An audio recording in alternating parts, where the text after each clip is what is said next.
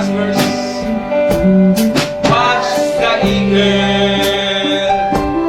in the sky. Hallelujah.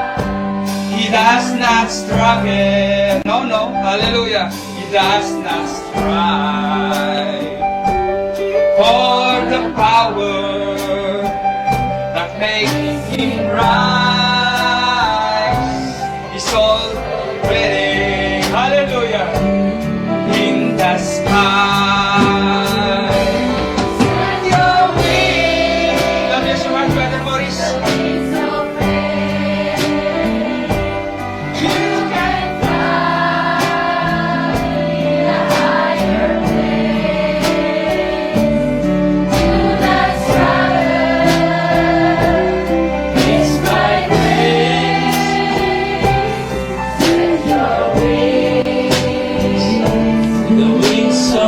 Hallelujah. One more time, set your wings. Set your wings to the wings of faith.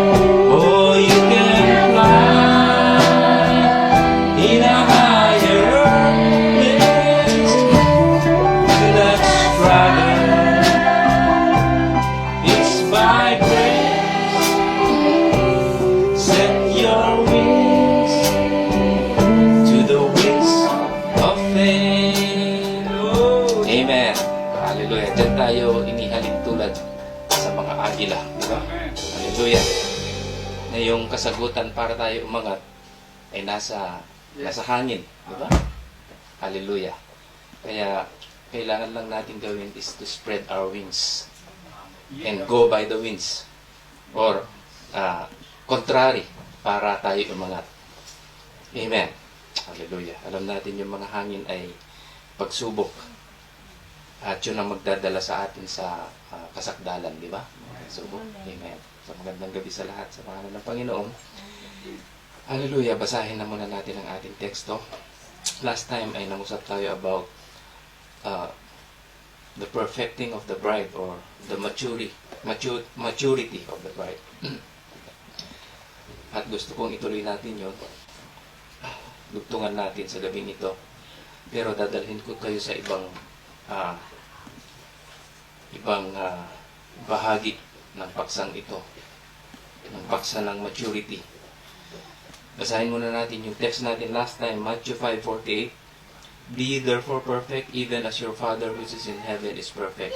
Now, kung papansinin natin ang scripture na ito, mga kapatid, this is addressed to the children of God. Amen? Hallelujah. Ito'y pinatutungkol lamang sa mga anak ng Diyos. Amen. Hallelujah. Dahil maging sakdal kayo kung paanong ang inyong Ama sa langit ay sakdal din naman. Amen. Dito sa Romans chapter 8 verse 14 and 15 ay dito ko kayo gustong dalhin about this subject, maturity.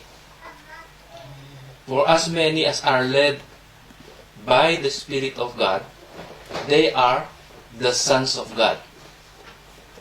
So dito mga kapatid, makikita na natin yung relationship. Father and son relationship. Amen? At sabi nga ni Brother Henry kagabi, it's the relationship that really matters. Amen? Hallelujah. Verse 15, for ye have not received the spirit of bondage again to fear, but you have received the spirit of adoption, whereby we cry, Abba, or Father. Amen. Amen? Kung wala yung espiritu ng anak sa atin, we cannot claim that we are sons. Yes. We cannot call Him Father.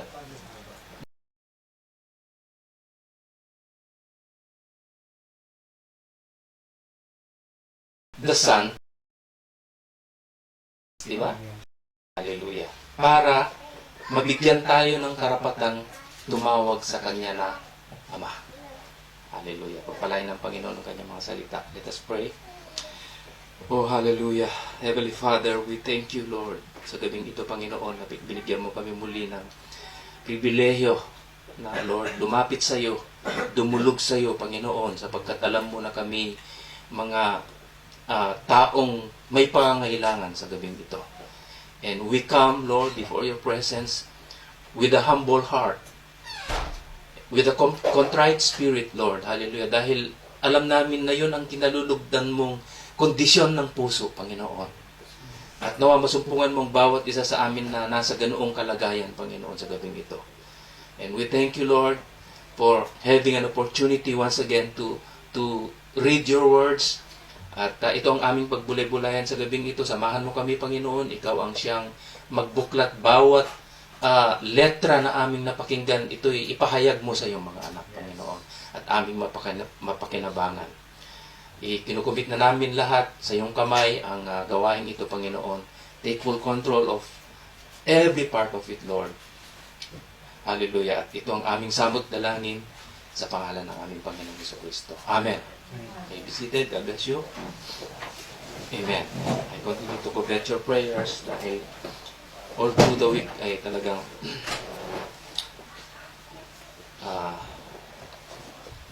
it was so busy week. Nagbiro ako one time kay Sister Jinky. Kailan kaya ako magkakaroon ng sick leave? Mahirap pala magbiro, mga kapatid. At talagang binigyan ako ng sick leave.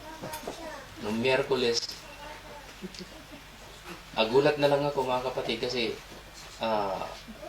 hindi ko kayang bumangon. At ang sakit ng buong katawan ko, sakit ng ulo ko, sakit yung dibdib ko. Pero alam niyo naman yung trabaho ko, kailangan kong bumangon ng maaga. At para sa akin kasi walang sakit-sakit pagdating sa trabaho at lalo sa gawain. Walang sakit-sakit. Kaya pinarindigan ko yun, walang sakit-sakit. Pumasok ako at nagtrabaho ako, mga kapatid. Pero humahapay ako at umiikot ng paligid ko. Akala ko nakadiretso pa ako. Nakatagilid na bala ako at natumba na ako. Sabi ko, hindi na maganda to. Tinapos ko lang yung trabaho ko, umuwi ako. At nag-message na ako dun sa mga kasunod kong trabaho. Sabi ko, hindi ko kaya, hindi ako papasok. Ito na yung sick leave na hiniling ko. So, alam niyo, mahirap dahil puro part-time trabaho ko. Absent ka lang ng isang beses sa isa ay talagang matatambakan ka sa susunod. Kaya, but all is well. Amen. Alam natin na may purpose ang lahat. Bakit nangyayari sa atin ito? At I realize something. Hindi na tayo bumabata. yung usual na things that we can do, kaya ng isip natin. Kasi isip lang yan eh. Pero hindi na kayang sumunod ng katawan. Di ba? At napag-usapan nga natin last time, wala nang patutunguhan nito eh, kundi kamatayan sa kabulukan, di ba?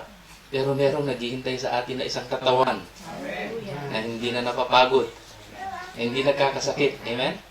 Hallelujah. Sino ba nasasabik sa katawan yun? Amen. Kaya yun ang ating pakanasain na katawan. Doon tayo dapat masabik. Hindi sa katawang ito na lagi tayong, di ba, nilalagay sa alanganin. One time, hinabol ko yung bus kasi napakatagal ng interval noon. At 12-15 minutes yata ang interval. Sabi ko, kailangan ko mahabol ito. Alam ko, alanganin na. Pero ibinigay ko ang lahat ng lakas ko. Talagang nag-sprint ako. Meron akong backpack. Imagine niyo yung takbong pinakamabilis ko na, mga kapatid. Buong lakas ko. Para lang abutan ko yung bus. And thanks God, naabutan ko naman. Pero alam niyo, pagdating ko sa loob, eto na, sabi ko, hirap na hirap akong huminga na akala ko hihimatayin na ako dun sa loob. Hindi na pala kaya ng katawan ko. Minsan pinipilit lang natin pasunurin yung katawan natin eh. Pero alam natin, mga kapatid, na hindi na nito kayang mag-respond. Amen? Nang kagaya ng dati. Kayong mga bata, okay lang. Kaya nga sabi ni Solomon, di ba? Alalahanin niyo ang Panginoon sa araw ng inyong kabataan.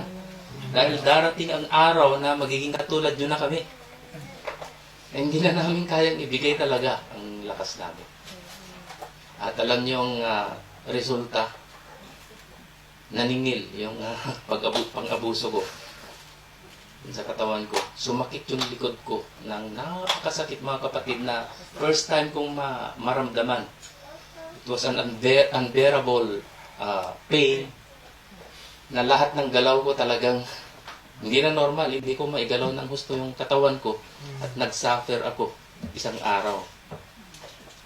At lahat ng trabaho ko talagang apektado. Nagkataon na nag-aayos ng gamit yung isang amo ko, talagang dami namin binuhat. Nakita niya siguro na kasi mangot ako, tinutulungan na niya ako magbuhat. Sabi niya, ako na.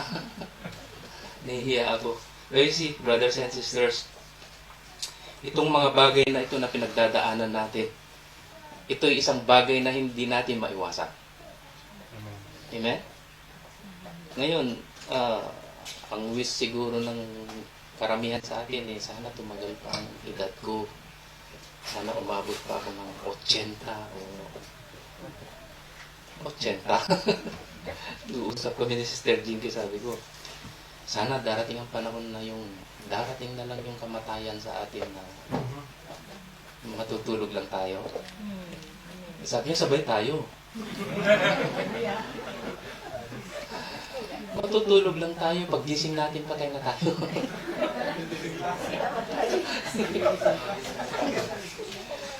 What a sweet death, di ba?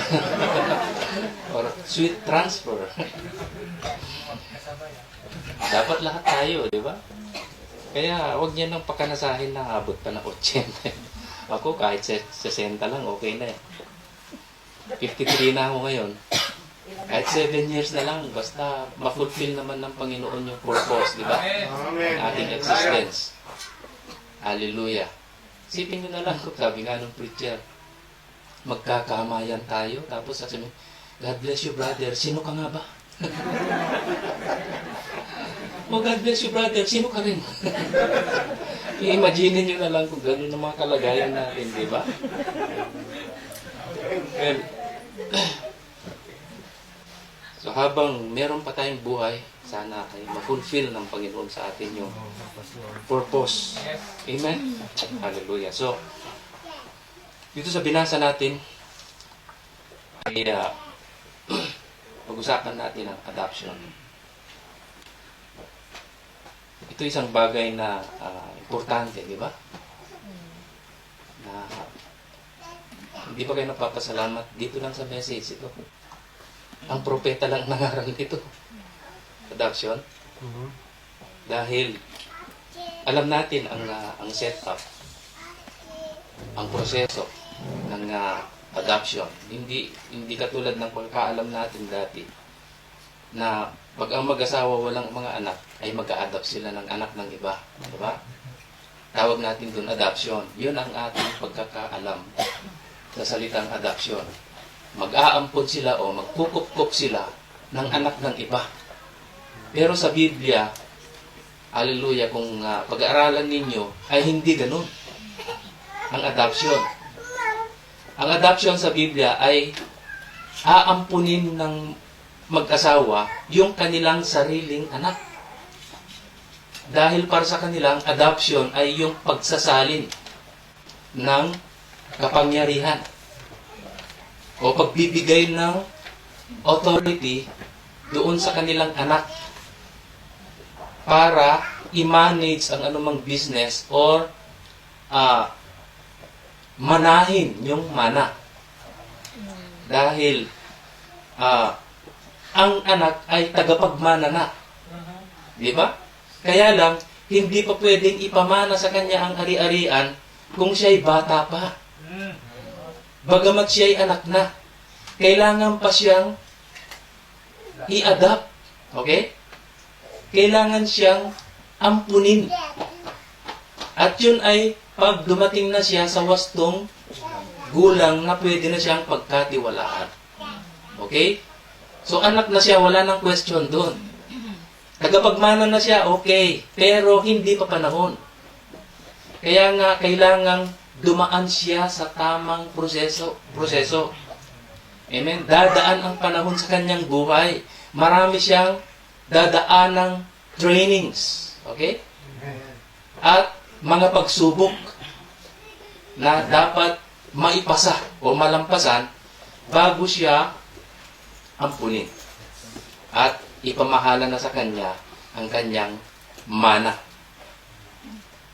So last time ay tinignan natin yung meaning ng perfect. Dahil yung bata kailangan umabot siya sa perfection or maturity. Dahil yung meaning ng perfect is maturity. Full age or full maturity. Kailangan maging perfect siya o umabot siya sa wastong takdang gulang para pamahalaan o pamanahan ng kanyang mana. Okay? So, dito sa Galatians chapter 4 ay nilinaw ni Pablo ang proseso ng pag-aampun o adoption. Sa verse 1, sabi niya, "Now I say that the heir, o ang tagapagmana, as long as he is a child, differeth nothing from a servant, though he be Lord of all." He be Lord of all. Amen? Hallelujah. Anak na siya, pero wala pa siyang pagkakaiba sa alipin. Bakit? Kasi hindi pa siya pwedeng pagkatiwalaan. Though he be Lord of all. Lord of all. Magiging Panginoon siya ng lahat. Nandun na sa kanya yun. Pero wala pa sa panahon. Okay? Verse 2, "But is under tutors and governors until the time appointed of the Father." Hallelujah. Dadaan daw muna siya sa mga guro, tagapagturo sa kanya, hanggang dumating ang appointed time ng Ama. Even so we, inihaling tulad daw sa atin ng mga Kristiyano ito. Hallelujah. When we were children, nung na-born again tayo, mga kapatid, anak na tayo. May karapatan na tayong tumawag ng Ama, di ba? Pero, we were still in bondage under the elements of the world. Bakit? Kasi sabi nga ni Pastor last time, mga babes pa, mga karnal pa, di ba? Mainggitin, ano pa ba yung mga palaaway. Pero mga anak na yan. Hallelujah. Under the elements of the world, they were still in bondage. Hindi pa nila kayang pagtagumpayan yung bakit mga bata pa eh. Amen? But when the fullness of the time was come, God sent forth His Son, made of a woman, made under the law, to redeem them that were under the law, that we might receive the adoption of sons. Pag dumating na yung panahon na yun, mga kapatid, we will receive the adoption. Hallelujah. Verse 6, "And because you are sons," so you see, it's a relationship, di ba? "Because you are sons, God has sent forth the Spirit of His Son." Kaya yung bautismo ng Espiritu, mga kapatid, para sa mga anak lang ito. "Into your hearts crying, Abba, Father." O dito makikita natin sa verse 7, "Wherefore, thou art no more a servant." Hallelujah. "But a son. And if a son, then an heir of God through Christ." Amen. Pag dumating na daw yung time na yun na inadapt ka na, mga kapatid, hallelujah, then ikay tagapagmana sa pamamagitan ni Kristo. Praise the Lord. Now, don't make a mistake dahil sabi ng prophet, yung new birth, it consists three things. Di ba sabi niya? First, justification. Second, sanctification. And then, baptism of the Holy Ghost. That consists the new birth, sabi niya. Parang natural. Di ba? Ano bang unang lalabas pagka ipinanganak ang isang natural na bata? Tubig muna, di ba? That speaks of justification. Anong susunod? Dugo. And that's sanctification. We're sanctified by the blood of the Lord. At ano yung pangatlo? Yung buhay na mismo. The baptism of the Holy Ghost. Yun ang kompletong kapanganakan ng isang natural, di ba? Sa spiritual naman, yung tatlong yun, yung justification, sanctification, baptism of the Holy Ghost. Dito sa the seed is not heir with the shepherd. Now we understand also that God is perfected in trees. Now we understand also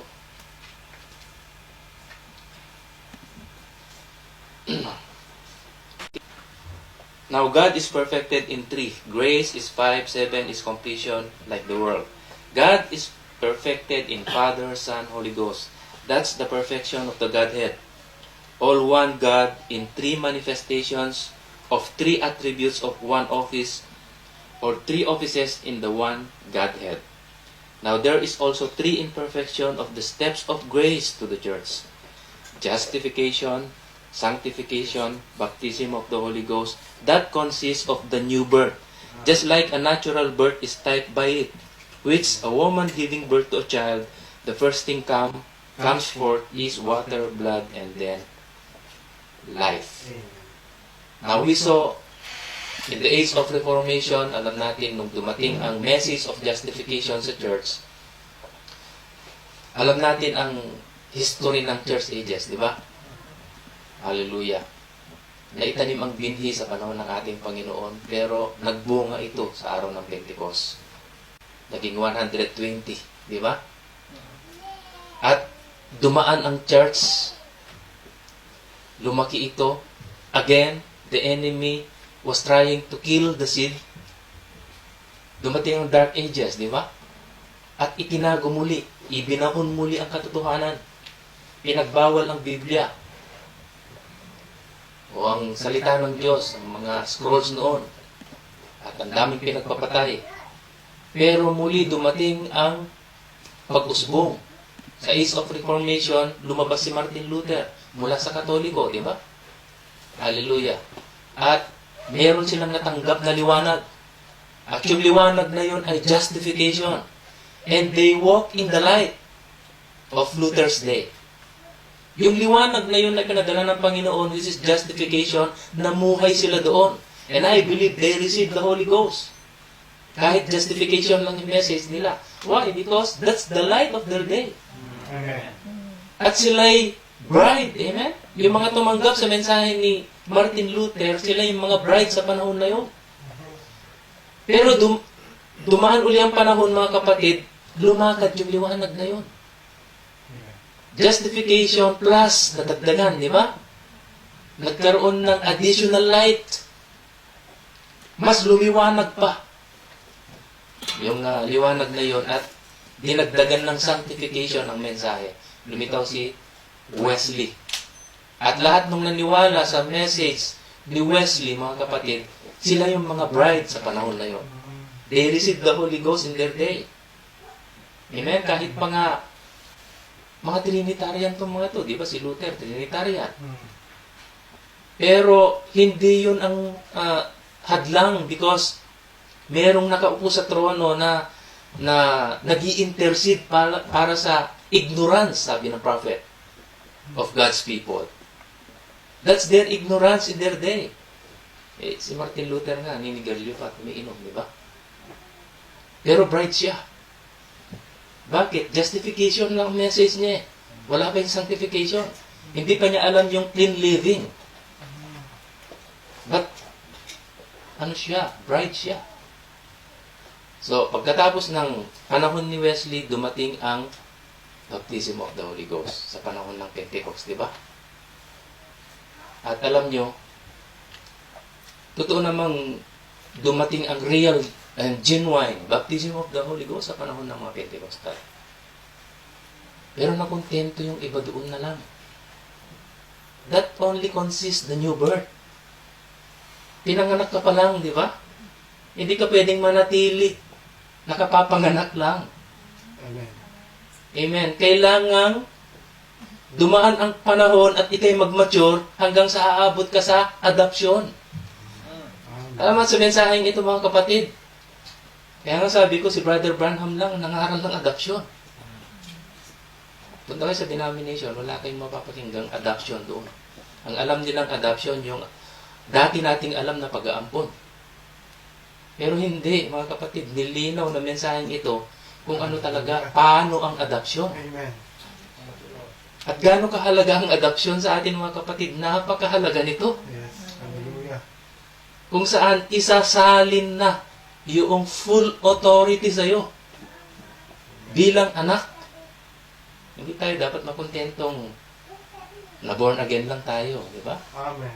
Last time, napakinggan natin, kailangan nating mag-mature. Yes. Kaya nga may fivefold ministry, mga kapatid. They are the tutors Yes. Hallelujah. for the perfecting of the bride. Para ma-adapt ang nobya o ang iglesia, kailangan ng fivefold ministry. Para umabot tayo doon. Kaya nga tinawag ni Brother Branham mga Pentecost na Pentecostal babies. Di ba? Kasi si Brother Branham, panay ang explain niya. First poll, second poll, in-explain niya. Pati yung third poll, gusto niyang i-explain, di ba? Hanggang sa nagkaroon nga siya ng vision na tinatalian niya yung maliit na sapatos ng napakalaking sintas. Mali pa yung kanyang isinusuot na dulo. Kaya you cannot teach Pentecostal babies supernatural things, sabi ng anghel sa kanya. Bakit? Kasi kontento na sila sa new birth. O, born again na ako, ano pa bang kailangan ko? Di ba? Anak na ako ng Diyos. Pero kailangan mong lumago. Amen. Kailangan mong ma-adapt. Kailangan mong maiposisyon. Dahil ang definition ng prophet sa salitang adoption is placing of a son. Amen? Amen. Amen. Ipuposisyon ka na. Amen. Thank you, Lord. Praise the Lord. Eh, hindi pwedeng pakalat-kalat ka lang, magiging katutusuran ka, di ba? Amen. Sa every part of the building, dapat mailagay yan. Kung merong parte na hindi na ilagay at nandyan lang, makakatisod yan, di ba? Eh, huwag kayong magtaka kung bakit may mga nakakatisod. Kailangan silang may posisyon. Amen? Kailangan silang ma-adapt para wala nang matisod sa kanila. Praise the Lord. Hallelujah. Amen. Sabi ni Paul, wala tayong pagkakaiba sa servant. Bagamat tayo'y born again na. Di ba? Bagamat tayo'y natanggap na natin yung ating new birth. Bakit? Kasi hindi pa kayang ibigay ng Diyos sa iyo yung full authority na kailangan mong tanggapin. You need to go through a process. Hallelujah. To be under tutors and governors, ang sabi ni Pablo. At ang sabi ng propeta, ang tutor natin ay ang Espiritu Santo sa buhay natin. Di ba sabi ng Scripture, when He, the Spirit of truth, is come, He will lead you and guide you into all truth. Siya ang gagabay sa iyo, siya ang magdadala sa iyo kung saan kanya gustong dalhin. At kailangan kanyang padaanin sa mga maraming problema, maraming pagsubok. Bakit yun ang paraan, mga kapatid? Because He wants to mold something in you. Yes. And that's your character. Amen. Isipin nyo na lang kung wala pang karakter ang tao tapos isasalin na yung authority sa kanya. Buong kapangyarihan ng Ama ipapasa sa isang wala pang karakter. Mhm. Ano mangyayari sa business? Mabubrok yan. Hindi yan lalago, di ba? Bakit wala pang karakter? Hindi pa mature. Wala pang namold sa kanya. Wala siyang pinagdaanan eh. Amen. Kaya nga, character is not a gift, sabi ng prophet. Pinagtatagumpayan mo yan sa tuwing dadaan ka sa pagsubok. Amen. Hirap na hirap ka sa pakikipaglaban, mga kapatid, para mapagtagumpayan mo yan. At pag nalampasan mo yan, your character is built. Amen? Hallelujah. Pinagtagumpayan mo yun, mga kapatid, kaya nakuha mo yung character na yun. The next time na mimit mo uli yung pagsubok na yun, di ba? Meron ka ng karakter eh. Alam ko na to. Kaya ko na to. Di ba? Pero kung hindi mo pa pinagdaanan, mangangapa ka pa. Wala ka pang experience. Amen. Praise the Lord. That's the way of trainings and testing. Now, ang example natin sa adoption ay ating Panginoong Jesucristo mismo. Di ba? Dahil siya man ay inadapt sa Biblia. Alam natin, sa Matthew chapter 3, nung siya ibautismohan dun sa Jordan River, alam natin ang nangyari, bumaba ang Espiritu sa anyo ng kalapati. At sa chapter 4, kung babasahin natin, after water baptism, doon ay ipinahayag ng Ama na siya ay pwede nang mag-umpisa sa kanyang ministry, Messianic ministry, di ba? Pero dito sa chapter 4, verse 1, then was Jesus led up of the Spirit. Dinalas daw siya ng Spirito o ng tutor niya into the wilderness to be tempted of the devil. Isasalang siya sa diablo. Ngayon ko ginawa ng Diyos ito sa ating Panginoong Jesucristo. Umasa ka na gagawin din ito sa iyo. Isasalang ka ng iyong tutor sa diablo. Sasabihin, diablo, ito na. Bahala ka na. At nandun ka, haharap ka na. Imagine. Pero salamat dahil yung tutor mo nasa iyo. Amen? Nanahan sa iyo. Praise the Lord. At alam natin mga kapatid na pinagdaanan ng ating Panginoon ang lahat ng uri ng pagsubok.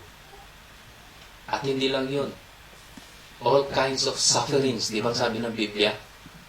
He was tempted in all points. Para ano? Para umabot siya doon sa puntong siya ay i-adapt na ng Ama.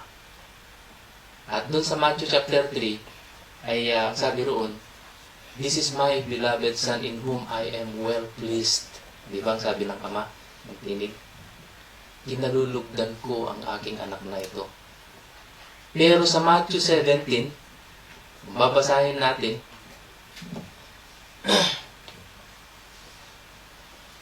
ay sa verse 1 muna.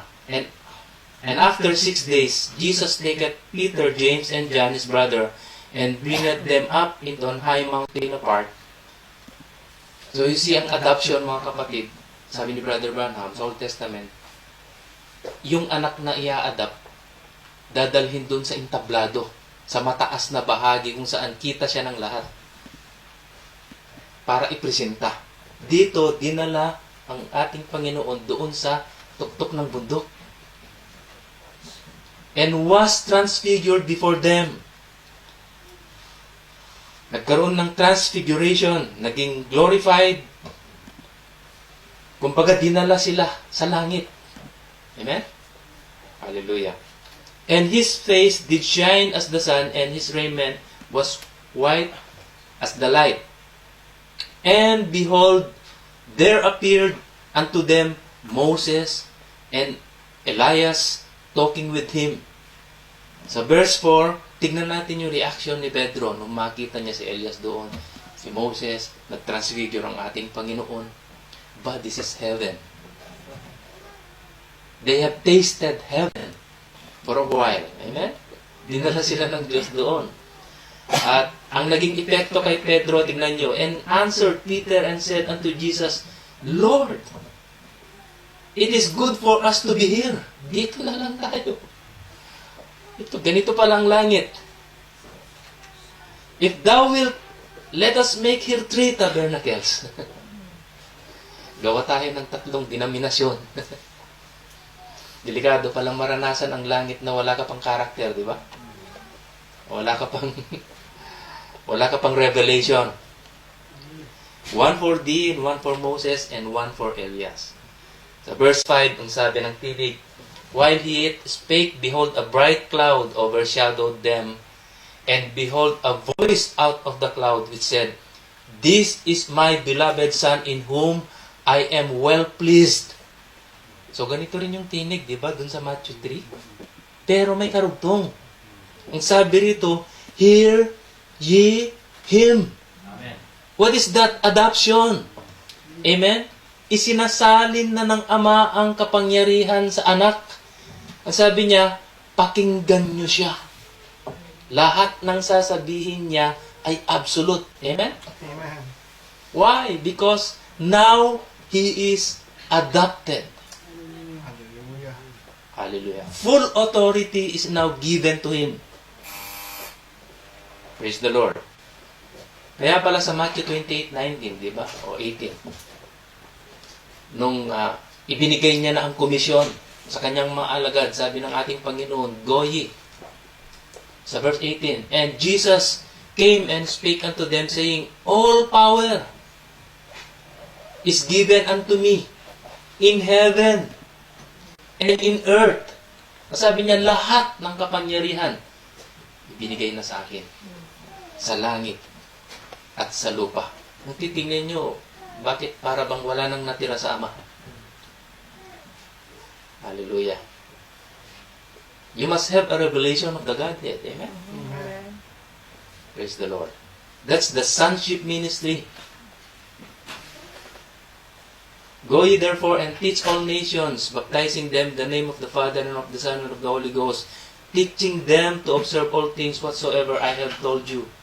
I have commanded you. And lo, I am with you always, even unto the end of the world. What a promise. Iniutos niya, binigay niya ang kanyang komisyon, inutusan niya silang humayo, mga kapatid, pero sabi niya, hindi ko kayo iiwan.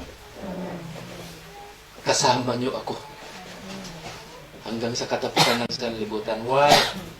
Dahil lang sabi niya, as the Father has sent me, so send I you. Kung paano ako isinugo ng Ama. Ang Ama nanahan sa kanya, di ba? Gayon ko rin kayo isusugo, sabi niya. Mananahan siya sa atin. Hindi ko kayo iiwan, ni pababayaan man. Hanggang sa katapusan ng sanlibutan ito. Kaya salamat sa assurance na yan, mga kapatid. Kung ikay inutusan ng Panginoon, hallelujah, kasama mo siya. Nahahayo. Dahil mananahan siya sa iyo. At alam niyo, sabi ng prophet, ang tutor, regularly nagre-report yan. Nagbibigay ng status report yan. Dahil tatanungin na nga, kumusta na ba ang anak ko? Ano na nangyari? Ano na ang kanyang kalagayan ngayon? At sasabihin ng tutor, alam niyo po ba, medyo chismosa pa rin. Medyo may katigasan pa rin ang ulo. Sige, padaanin mo muli doon sa pagsubok na yun na matatanggal yun. Okay po. Balik na naman yan at dadalhin ka na naman niya. Ipapadaan ka na naman sa pagsubok. Magkakaroon kayo ng problema ng kapatid mo. At yung problemang yun ay sanhi nung iyong pagiging madaldal. At doon ka matututo. Susunod, hindi na ako basta-basta magsabi. Mahirap pala kasi hindi lahat ay pare-pareho ang pangunawa. So matututo ka, di ba? You will learn to hold your peace. Minsan kasi pag excited ka or emotionally talagang lumalabas ka agad yan sa bibig mo, di ba? Ano ba? Hindi mo alam, premature yung mga salita mo. Wala sa panahon, kung minsan ay nagkukos ng problema. Di ba? At magre-report na naman yung tutor. Hindi pa po pwede. Kumbaga, nandito pa lang siya. Yan kanyang hakbangin, ganun. Okay. Dalhin ko uli siya sa susunod na pagsubok. At kumusta na naman yung Ama? Kumusta na ba? Nako, napakamainitin ang ulo. Nakarinig lang ng konting salita, nakabulyaw na. Nakakatisod tuloy. Ganun ba? Nako, malulungkot yung ama, di ba? Gaano pa kaya katagal ang pagdadaanan nito? Matanda na sa alam ko Kailangan pa ng pagsubok, kailangan pa ng training, di ba? I-train pa ng gusto ito. Hindi pa pwede.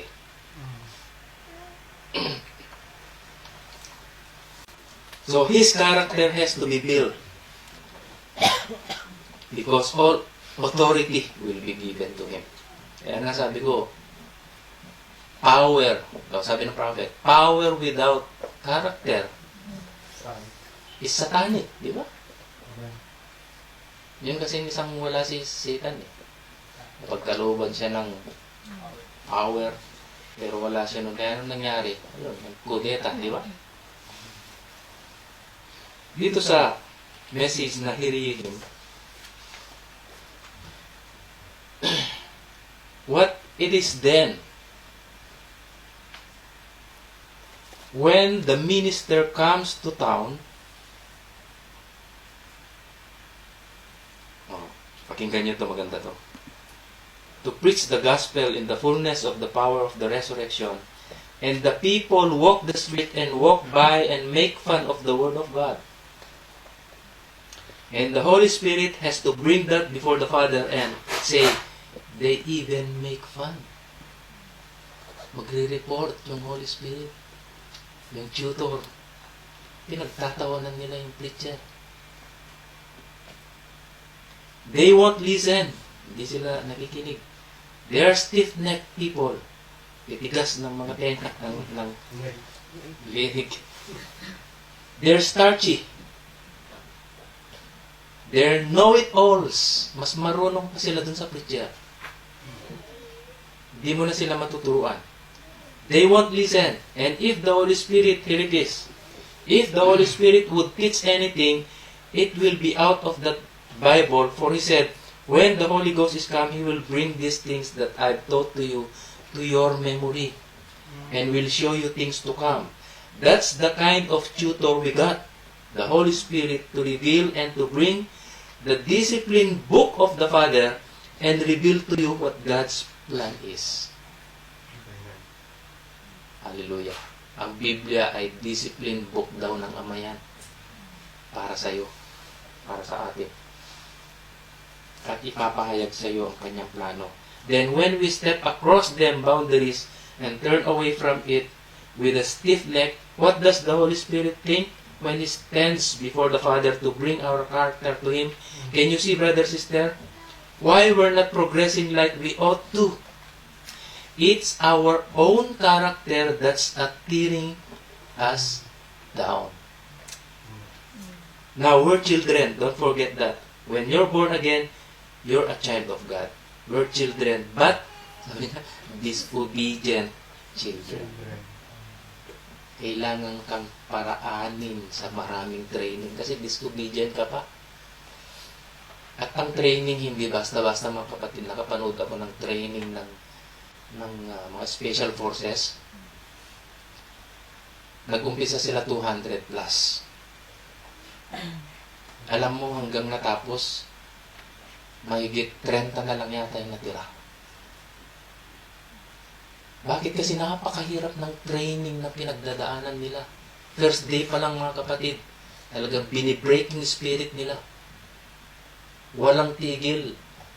Pinaparol sila, pinapagapang na patalikod. Ang hirap nun, ha? Tapos, punong-puno sila ng putik. At pag may magreklamo, sinisigawan, pinapagalitan. Wala talagang magreklamo doon. At ini-encourage ka pang mag-quit. Sabi nila, mag-quit ka na. Mag-quit ka na. Gusto mo pa bang patuloy? Mamamatay ka dito. At ganun na nga yung nararanasan nila. Ganun pa yung maririnig nila. Walang encouragement doon. Puro masasakit na salita ang naririnig nila. Sabi nila, naparito ka lang ba para mamatay? At pahihirapan mo pa kami? Sabi ng mga trainers, mga kapatid, umalis ka na dito. Hindi ka namin kailangan. Walang soft na mahinang loob. Kasi napanood ko yung SAF training, Special Action Force ng PNP. At ganun kahirap mga kapatid. Kaya kokonti ang natitira pagdating ng graduation nila. Mga 20% or less ang natitira dun sa original na nag-start. Kaya kung tayo yung mga anak ng Diyos, dadaan tayo sa matitinding mga trainings, mga kapatid. Dahil merong gustong i-break sa atin ang ating Panginoon. Amen. Amen? Merong gustong i-mold sa atin. Yun ay ang karakter natin. Ituloy natin itong binabasa natin. Oh, I wish I had the voice and could stand here. And the time we could lay on that for hours of the disobedience of the church to God. And the Holy Spirit is bringing that word back and forth. Nagre-report ang Holy Spirit sa Ama. Now, but what if that child has done good? Ano naman kaya kung okay na yung bata, di ba? Oh, how the Holy Spirit likes to bring their character. How the teacher would like to come to the father and say, are you the father of this child? I am. All right, I want to tell you, that little fellow is one of the smartest little chaps I've ever seen. Oh, even though he's youthful, oh, he's just a tip of the old block. That's all. He loves you. He's just exactly like you. Katulad mo siya. It's about your business. He stands just exactly firm on what you say. Why? He's just like you. How the teacher likes to say that, sabi ni Brother Branham. What do you think that father thinks? Swells out his chest. That's my boy. Diba? Ipagmamalaki ka daw ng ama. Talagang sasabihin niya, anak ko yan. Di ba ganun ang ating Panginoong Diyos kay Job? Pinagmalaki niya sa harap ni Satan. Oh God, how I hope I can be obedient enough till the Father will be pleased with what I did. I hope that you're obedient enough to be, that it will please God. Amen. Well, at first, babes in Christ, expect these things, di ba? Disobedience, katigasan ng ulo. Bakit kasi wala pang pinagdadaanan na pagsubok? Kapapanganak pa lang eh. Pero born again na siya, di ba? Diyan nagkamali ang denomination. Or sa kanila, sapat na yun. Pero born again kami. Pero pag-usapan natin ang adoption, ano yun? Di ba? Salamat mga kapatid. Hallelujah. So, ang Holy Spirit, He will recommend adoption after na pag na-evaluate niya na, pwede na to. Pwede na pagkatiwalaan nito. Sasabihin niya sa ama, pwede na po. Pwede na siyang i-adopt. Ang gagawin ng ama, katulad ng nakita natin kanina, magsaset siya ng date at gaganapin na yung ceremony, yung adoption ceremony. At ipipresenta na niya yung kanyang anak, di ba? Hallelujah. Dito sa message na Hear Ye Him, sabi ni Brother Branham, adoption din ang topic niya dito. Then if this church did obey,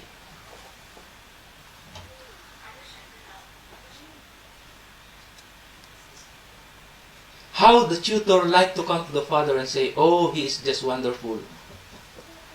Why? The work's done just exactly the way you did it. You will get what I mean.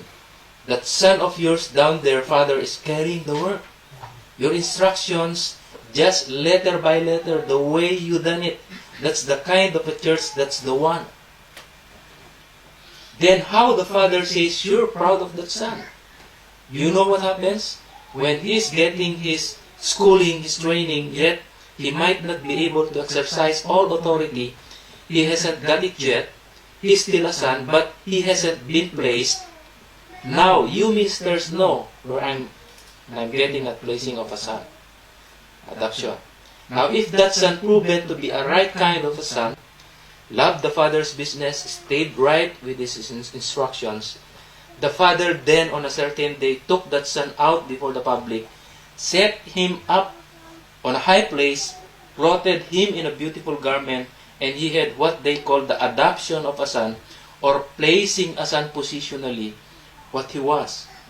They had a ceremony, and then the father said, This my son, I adopt him or place him positionally. And if they had checks in those days, that son's name on the check was just as good as his father's name was, because he was placed, and the son could fire who he wanted to, he could hire who he wanted to. He was in full possession of all the father had. Amen. Hallelujah.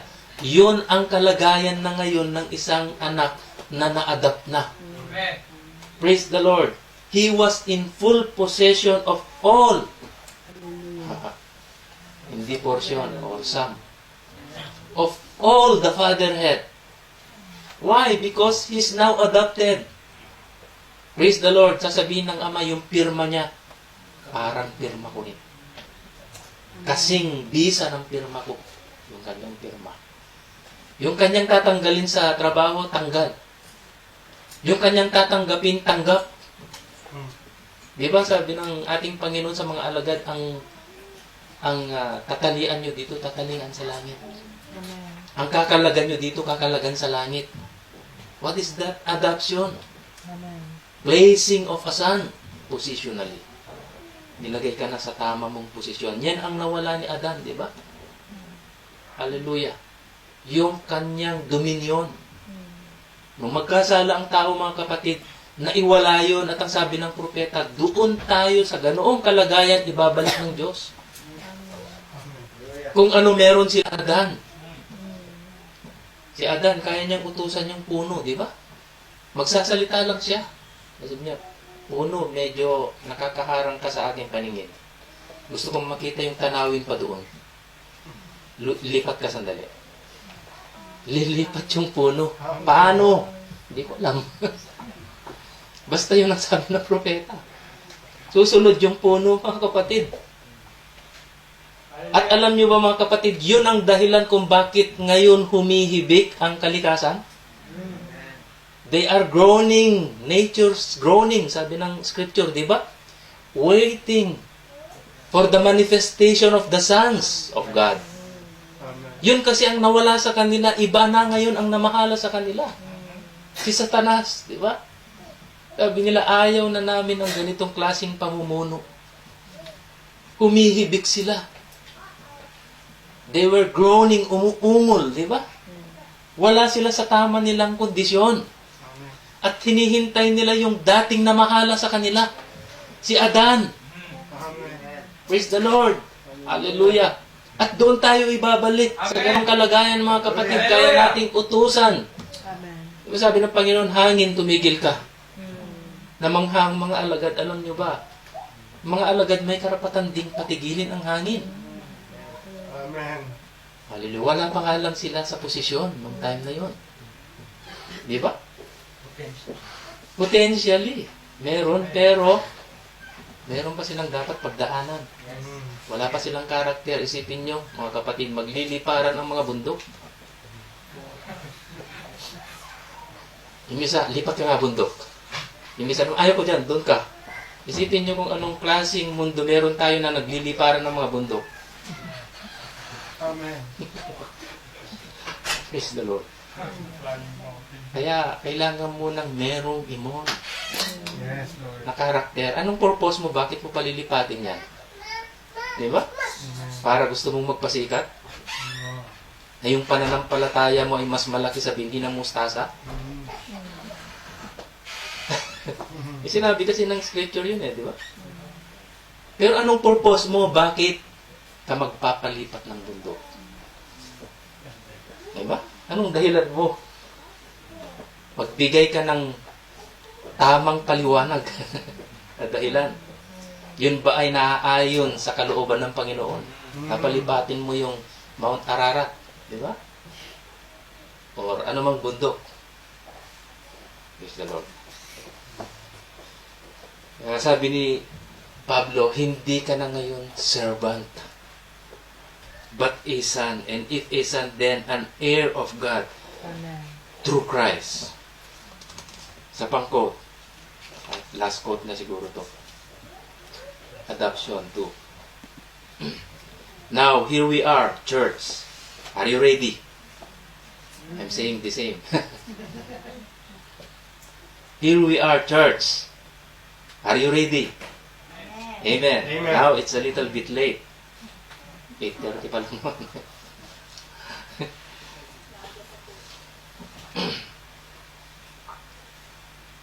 Saan na tayo?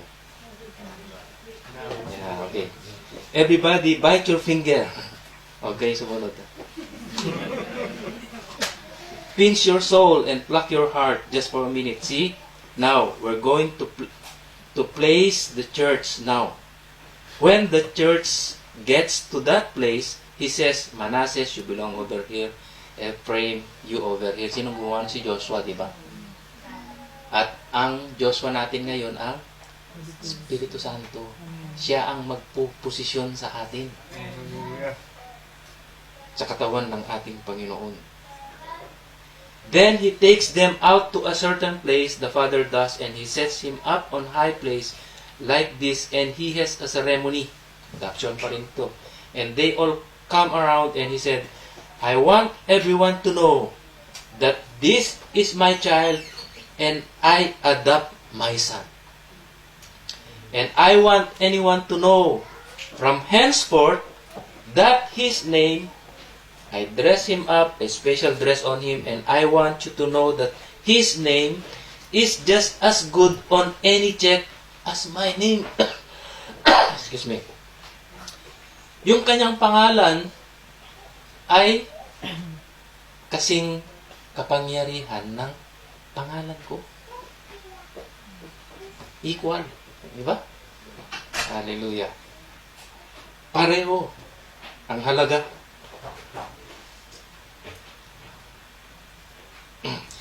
He's my child. I adopt him into my family, although he's been my son since he was born. Since he received the Holy Ghost. Pakinggan niyo ba yun? Kahit pala bautismado na ng Espiritu Santo ang isang tao, kung hindi pa siya adopted, servant pa siya para sa Ama. Bakit hindi pa niya pwedeng pagkatiwalaan? Amen? Amen. Kaya, hindi dapat tumigil ang anak ng Diyos. Amen. Umpisa pa lang yun eh. Pag nabautismuhan pa lang ng Espiritu Santo, umpisa pa lang yan ng pagiging Kristiyano mo. Amen. He's been my son, but now I'm going to place him positionally in authority. What fires is fired. What he hires is hired. And verily, verily, I say unto you, if you say to this tree, if you say to this mountain, napansin niyo ba yun mga kapatid? Once you're adopted, just speak the word. Amen? Hallelujah. And things will come into existence. Pinatunayan yan sa panahon ni Brother Branham, di ba? Amen. Saan nanggaling yung squirrel? Di ba? Nagsalita siya. Pinagsalita siya ng Diyos. Magsalita ka. Magkakaroon doon, sabi ni Brother Branham. Nagkaroon nga doon, di ba? Saan galing yun? Sa kapangyarihan ng salita. Just speak the word. I say unto you, if you say to this tree, if you say to this mountain, be moved, and don't doubt in your heart, but believe that what you've said will come to pass, you can have what you've said. Amen. Makakamit mo kung ano yung iyong binigkas. See, there you are. There you are. See, he's my son. How many knows that the adoption? That they adopted the son after he proved to be. Everybody ever read the Bible placing a son. Placing sons. Hallelujah. Ibabalik tayo doon sa kalagayang meron sila Adan nung una. To have dominion over everything. Over all the creation of God. Amen? Amen. Hallelujah. Dahil yun naman talaga ang purpose bakit tayo nilikha ng Diyos Amen. bilang tao. Di ba? Para mamahala sa kanyang mga nilikha. Pero naiwala natin yun. Naiwala natin yun. At nagsuffer ang buong kalikasan dahil doon. Maging tayo, di ba? Sabi ni Paul, maging tayo, we groan. Bakit? Wala tayo sa ating sariling o tamang kondisyon. Basahin na lang natin itong Romans chapter 8. Kanina binasa natin yung verse 14 and 15. Dito naman sa 19, verse 19. And then we'll close with this. For the earnest expectation of the creature waited for the manifestation of the sons of God. Ito na lang ang hinihintay nila, mga kapatid. Humihibik sila. It's a global problem, di ba? Yung climate change. Doon sa lugar na dating hindi binabagyo, doon sa Mindanao, mga kapatid, it was a land of promise, sabi nila, kasi walang bagyo dati doon. At napakaganda ng lugar na yun. Kaya lang, masyadong magulo. Maraming mga di ba, mga kidnappers, mga rebelde. Pero dati walang bagyo doon, mga kapatid. At ang lupa doon napakataba. Kahit anong itanim mo, ay talagang tutubo doon. In fact, ang mga malalaking mga multinational, mga dole, di ba? Nagtayo na sila ng kanilang doon, factory doon. Sarili na nila. Sila na nagtatanim, sila na nag-harvest. At yun ang produkto nila. Sabi nga ni Duterte, yung mga taga-ibang bansa, nakikinabang sa lupa natin. Dapat ini-export natin yan eh.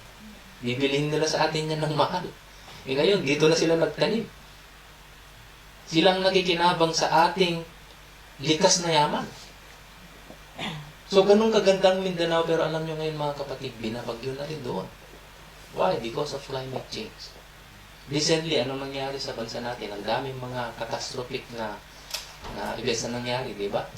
Yung mga pagbaha, yung mga bagyo ng lalakas, mga kapatid. Bakit sabi ng mga matatanda, wala pa kaming nakitang ganitong klaseng, ganito kalakas na bagyo sa buong buhay namin. Ngayon lang. Bakit humihibik na ang kalikasan, mga kapatid? Nasasabit na sila. Yun ang sinasabi ng Biblia. May hinihintay sila, mga kapatid. Verse 24, the creature was made subject to vanity. Naging under sila ng vanity. Hallelujah. Sinakop sila ng vanity. Not willingly, ayaw nila yon, but by reason of Him who has subjected the same in hope. Because the creature itself also shall be delivered from the bondage of corruption into the glorious liberty of the children of God. Hallelujah. Ito yung pinaka-abang-abangan nila, mga kapatid. Oh, kailan kaya ma-adapt itong mga ito? Kailan kaya nila kami pamamahalaan? Kailan kaya kami mapapalagay sa ilalim ng kanilang kapangyarihan na hindi na kami dadanas ng mga ganitong uri ng catastrophes, di ba? Hallelujah. For we know that the whole creation groaneth. Buong nilalang ay humihibik, sabi sa Tagalog, at nagdaramdam na may kahirapan na kasama natin hanggang ngayon. Hindi lang sila, maging tayo. Kung hindi kayo agree dyan, ewan ko. Pero ako, ramdam na ramdam ko na. Amen. Mga kabataan, hindi pa. Hintayin nyo na umabot kayo sa ganitong edad. Wala na. Hindi nyo na kayang gawin yung dati nyong ginagawa. May limitasyon na parang sasakyan yan. Hindi mo pwedeng patakbuhin ng 220, Brother Sunny, yung sasakyan na bili ko. Hindi pwede. Di ba? Bakit 2005 yun eh? Ilang taon na? Praise the Lord. That's a blessing. Salamat sa mga kapatiran, by the way, na may alam sa makina. Sabi nila, ganda pa, Brad. Praise the Lord. Maganda pa ang andar. At pinalyando ni Brother JR at umayos yung andar. Kontento na ako sa andar. Pero yung hindi ka pa pwedeng magtiwala sa mga bahagi nun kasi tanda na eh. Kaya dahan-dahan lang patakbo. 60, 70, okay na, basta makarating, di ba? Matanda na, hindi naman pwedeng katulad ng mga bata pa na sasakyan, di ba? 2019 ay talagang kahit na si Brother Sani mag-drive niyan, talagang okay lang. Praise the Lord. And not only they, but ourselves also, maging tayo, ay nagdaramdam at humihibik, which have the first fruits of the Spirit, even we ourselves groan within ourselves, waiting for the adoption to it, the redemption of our body. Hindi pa kasi born again ito eh. Ito ang dahilan kaya tumatanda, di ba? Hintayin nyo mag-body change yan. Amen. Amen. Yun na yung full adoption. Amen. The redemption of our body. Hallelujah. So mga kapatid, hallelujah. Meron tayong aim. Meron tayong goal. Hindi sapat na manatili lang tayo dito sa ganitong kalagayan. We have to move on. We have to step ahead. Amen? Hallelujah. Kailangan maabot natin yun. Adoption. That's our ultimate goal para sasabihin ng Ama, this is my beloved Son in whom I am well pleased. Tinagdagan ni Brother Branham to dwell in. Tapos sasabihin niya, hear ye him. The power of the spoken word. Di ba mangyayari yan, sabi ni Brother Branham, when the third pull comes. Kinonekta niya ito sa third pull, mga kapatid. Yung speaking things into existence, mangyayari yan. Why? Once you're adopted, mangyayari yan, mga kapatid. Nakasalita ng Panginoon. Amen? Amen.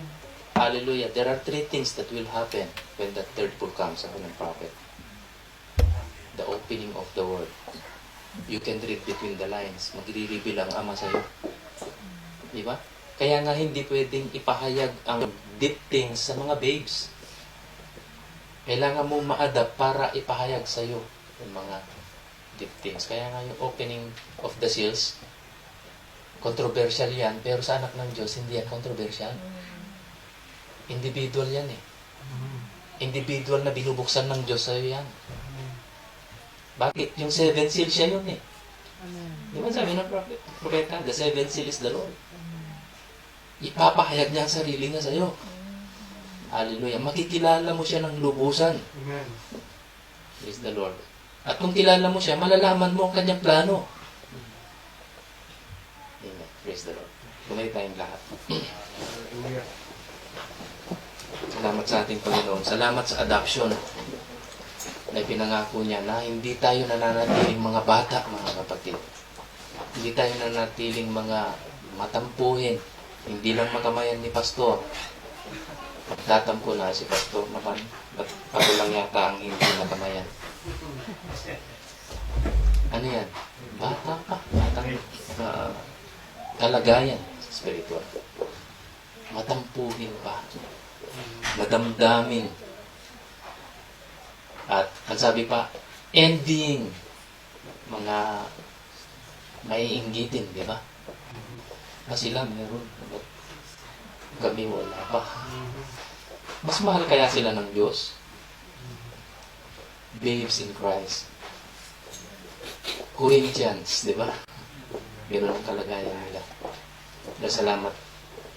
May mensahe tayo mga kapatid. The message of adoption. Amen. Yan ang ating pagpupursigihan na makamit sa buhay na ito. God bless you. Hallelujah. Nalangin tayo. Dakilang Diyos, salamat Panginoon na iminulat mo ang aming mga spiritual na Lord, pangunawa sa mga bagay na ito. Na bagamat Lord kami isinilang na sa iyong pamilya, ay hindi ka agad-agad pagkakalooban ng kapangyarihan, Panginoon, para i-exercise ang aming pagiging anak. But we have to go through lots of trainings, Lord. Lots of tests. lots of trials, problems that will mold our character, Lord, na siyang madadala namin, Panginoon, sa araw ng adoption. Dahil yun ang titignan mo, Panginoon, ang aming karakter. At yun ang i-report mo sa Ama bilang aming tutor. O Lord, hallelujah. Kung meron ka pang nakikitang mga bagay, Panginoon, na, Lord, kailangang matagpas sa buhay na ito, have your way, Lord. Marahil marami pa, Panginoon. But as long as we are, Lord, on that direction, Lord, salamat, Panginoon. Kumilos ka ng may kalayaan sa buhay na ito. Masakit man ang pagtagpas, Panginoon, kung yun ang kinakailangan, so be it, Lord. Help us to be obedient always, Lord. Help us to be under subjection with your perfect will, Lord, na mangyari sa buhay namin, Panginoon. O God, sawa na kami, Panginoon, sa ugali namin, na kung minsan, Panginoon, ay mga childish attitudes pa. Oh, help us to mature, Lord. Because you will come and take a mature bride. Nawa masumpungan mong bawat isa sa amin pagdating ng araw na yun, Panginoon. Nasakdal na at wala nang bahid lunis, Panginoon. Napaka-imposible, but Lord, we thank you for your grace and mercies. They are new every morning. We can see our progress, Lord, as we compare our, Lord, stature now 1 year ago, 2 years ago. Hindi na kami gaya ng dati, Panginoon, at yan ang aming pinagpapasalamat, Lord.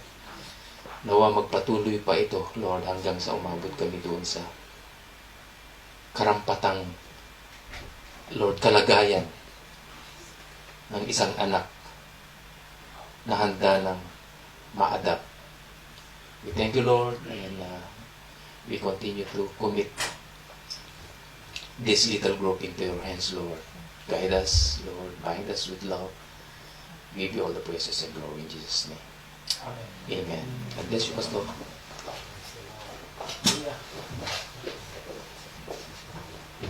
Praise God. Amen. Hallelujah. Salamat sa ating Panginoon, mga kapatid. That everything comes to its fullness. That physical types spiritual. Hallelujah. Inambing ng Panginoon sa isang tanim na tutuntong sa harvest because He wants to produce the same seed that was been planted. Hallelujah. Yan ang purpose ng ating Panginoon. So, salamat sa ating Panginoon, mga kapatid. This message is a message of adoption. It's a message of placing. Kaya, it's a message of harvest message. Kaya salamat sa ating Panginoon. He wanted us to be matured children. Alam niyo, isang matured, mapagkatiwalaan na yun, di ba? Kung sinabi mo at sinabi niya oo, talagang maasahan mo na mangyayari yan. Pero pag emotional at sensitibo at hindi mo makausap ng matino, mahirap kang maglagay ng mga program kasi hindi nasusunod. Hallelujah. Sana hindi ganyan ang mangyari sa atin, sa ating relasyon sa ating Ama. But we will be children of obedience. Mahirap tawagin yung children of disobedience, di ba? sa title pa lang, mga children of disobedience. Hallelujah. Nawitin na lang natin ang ating sabihin. I just want to please the Lord. Alam mo, nangyari mga kapatid, pag-please ang ating Panginoon. Praise God.